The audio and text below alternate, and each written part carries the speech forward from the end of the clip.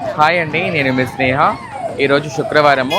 సమ్మక్క సారలమ్మ ఇద్దరు కూడా గద్దెల మీద భక్తులందరికీ దర్శనం ఇవ్వడానికి వనదేవతలు వచ్చేసి ఆ గద్దెల మీద అయితే ఉన్నారు. అందరి భక్తులందరికీ కూడా కోరుకునే కోరికలు తీర్చడానికి అమ్మవాళ్ళు సిద్ధంగా ఉన్నారు.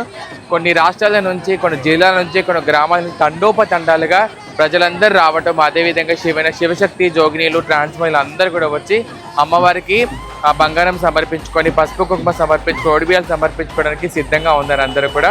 ఒక్కసారి ఆ జనాలందరూ కూడా చూపించండి ఒకసారి.